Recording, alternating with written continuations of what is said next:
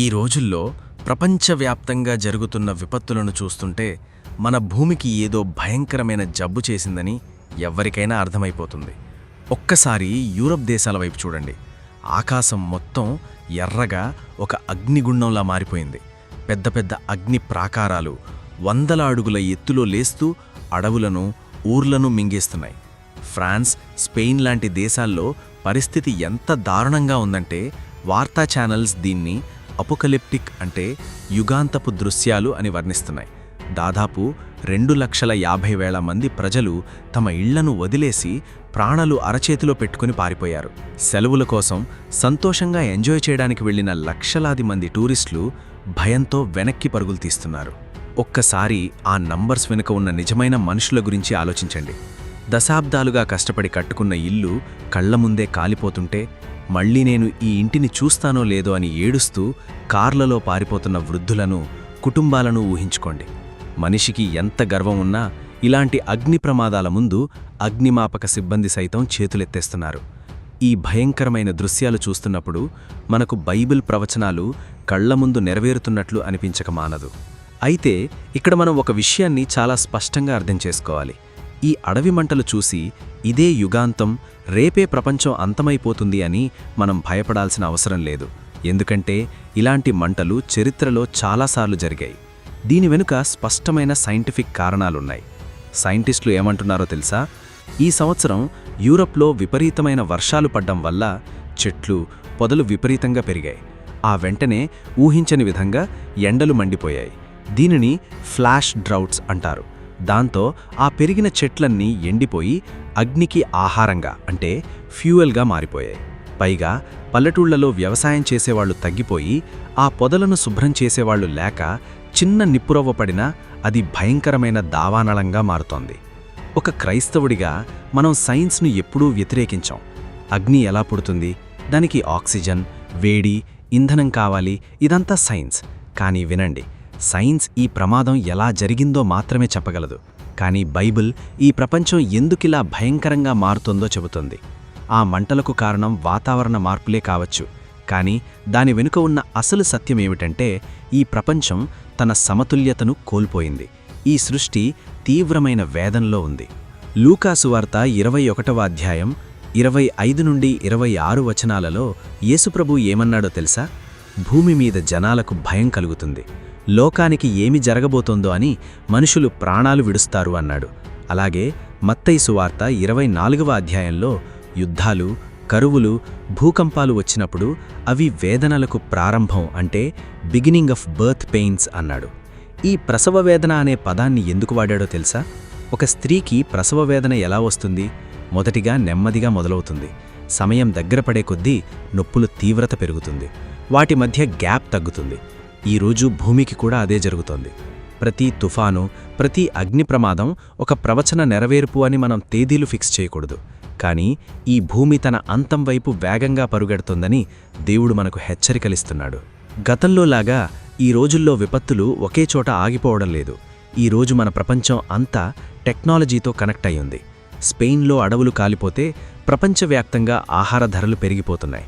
ఎక్కడో ఒక దేశంలో యుద్ధం వస్తే మన ఇంట్లో కరెంటు బిల్లులు, పెట్రోల్ రేట్లు పెరుగుతున్నాయి.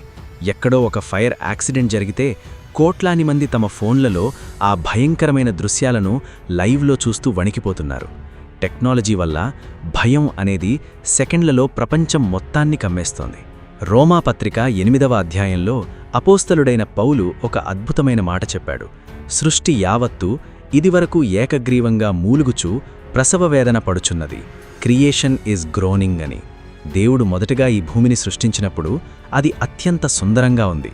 మరణం లేదు, వ్యాధి లేదు, అగ్ని ప్రమాదాలు లేవు, కన్నీర్లేవు. కాని మనిషి పాపం చేసినప్పుడు సమస్తం మారిపోయింది.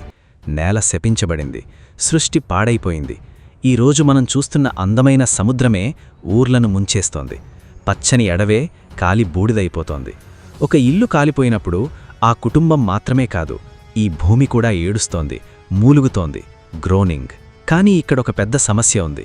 ఇలాంటి వార్తలు చూడగానే చాలామంది క్రైస్తవులు భయంతో వణికిపోతున్నారు.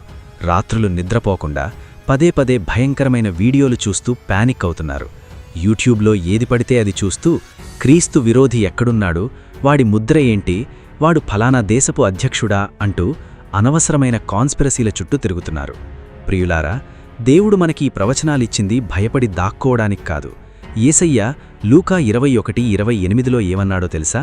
ఇవి జరగడం మీరు చూసినప్పుడు తలలు పైకెత్తి చూడండి, మీ విమోచన సమీపిస్తోంది అన్నాడు. అంతే తప్ప భయంతో వణికిపోండి అని ఆయన చెప్పలేదు. మన నిరీక్షణ స్థిరమైన వాతావరణం మీద లేదు, బ్యాంక్ బ్యాలెన్స్ మీద లేదు, బలమైన ప్రభుత్వాల మీద లేదు. మన నిరీక్షణ యేసుక్రీస్తు మీద మాత్రమే ఉంది. ఈ అగ్నిప్రమాదాలు మనకింకొక కఠినమైన సత్యాన్ని నేర్పిస్తున్నాయి. ఈ భూమి మీద మనకున్న ఆస్తులు ఎంత శాశ్వతమో ఇవి నిరూపిస్తున్నాయి. ఒక మనిషి తన జీవితకాలం అంతా కష్టపడి ఒక ఇల్లు కట్టుకుంటాడు, అలంకరిస్తాడు. కాని ఒక్క రాత్రిలో, ఒక్క గంటలో ఒక అగ్నిప్రమాదం వచ్చి దాన్నంతటినీ బూడిద చేసేస్తుంది. దేవుడు ఆస్తులు వద్దంలేదు, కాని నాశనమైపోయే వాటిమీద నీ జీవిత పునాది వేసుకోవద్దు. నిన్ను నువ్వు ఒక ప్రశ్న వేసుకో. ఒకవేళ రేపు ఉదయం నాకున్న ఆస్తి అంతా పోయినా దేవునిలో నేను బలంగా నిలబడగలనా? నా నమ్మకం సడలిపోకుండా ఉంటుందా? అందుకే యేసయ్య చెప్పాడు, పరలోకంలో మీ ధనాన్ని కూర్చుకోండి, అక్కడ దొంగలు పడరు, చిమ్మట కొట్టదు, అగ్ని కాల్చదు. కొంతమంది ఏమంటారంటే, అయినా కాలిపోయే భూమి గురించి మనకెందుకు, ఎలాగో యేసయ్య వస్తాడు కదా అంటారు. అది తప్పు. ఈ భూమి దేవునిది. ఆయన మనల్ని దీనికి కాపలాదారులుగా, అంటే కేర్ టేకర్స్గా పెట్టాడు. కష్టాల్లో ఉన్నవారికి, సర్వస్వం కోల్పోయిన ఆ కుటుంబాలకు మనం సహాయం చేయాలి. ప్రాణాలకు తెగించి పోరాడుతున్న అగ్నిమాపక సిబ్బంది కోసం మనం ప్రార్థన చేయాలి. ఈ కడవరి దినాల్లో క్రైస్తవులు భయంతో దాక్కోకూడదు, ప్రేమతో, ధైర్యంగా దేవుని సువార్తను ప్రకటించాలి. సృష్టిపడుతున్న ఈ వేదన ఎప్పటికీ ఇలాగే ఉండిపోదు. అపోస్తలుడైన పౌలు చెప్పినట్లు, ఒక స్త్రీకి ప్రసవ వేదన కలిగిన తర్వాత ఒక అందమైన బిడ్డ పుట్టినప్పుడు ఆ నొప్పినంతటినీ ఆమె ఎలా మర్చిపోతుందో, ఈ భూమికి కూడా ఒక అద్భుతమైన రోజు రాబోతోంది. దేవుడు వాగ్దానం చేశాడు. ప్రకటన గ్రంథం ప్రకారం ఒక నూతన ఆకాశం, నూతన భూమి రాబోతున్నాయి. అక్కడ ఇక మరణం ఉండదు, దుఃఖం ఉండదు, ఏడుపుండదు, నొప్పి ఉండదు. ఒక్కసారి ఆలోచించండి, అక్కడ క్యాన్సర్ ఉండదు, హాస్పిటల్స్ ఉండవు, ప్రాణాలు గుప్పిట్లో పెట్టుకుని పారిపోయే పరిస్థితి ఉండదు, సమాధుల దగ్గర కన్నీళ్లు పెట్టుకుంటూ చెప్పే వీడ్కోలుండదు. ఈ భూమికి పట్టిన శాపం శాశ్వతంగా తొలగిపోతుంది. ఇదే దేవుని సువార్త. యేసుక్రీస్తు ఈ లోకానికి వచ్చింది కేవలం నీకిక్కడ కంఫర్ట్ ఇవ్వడానికి కాదు, నిన్ను పాపం నుండి రక్షించి ఆ నిత్య జీవంలోకి నిన్ను చేర్చడానికి. ఆయన సిలువలో చనిపోయి తిరిగి లేచాడు. కాబట్టి ఈ వార్తలు చూసి భయపడకు. నీ భయాన్ని తీసివేసి నీ జీవితాన్ని ఆయన చేతుల్లో పెట్టుకో. నాతో పాటు ఈ చిన్న ప్రార్థనలో ఏకీభవించు. ప్రభువా, ఈ లోకం ఏమైపోయినా నా జీవితానికి పునాది నీవే అని నేను నమ్ముతున్నాను. ఈ కడవరి దినాల్లో భయంతో కాకుండా నీ మీన నిరీక్షణతో బ్రతికే భాగ్యం నాకు దయచేయి. నా పాపాలను నీ రక్తంతో కడిగి నన్ను నీ బిడ్డగా స్వీకరించు. నీవు రాబోతున్న నూతన ఆకాశం, నూతన భూమిలో నన్ను, నా కుటుంబాన్ని చేర్చుకో.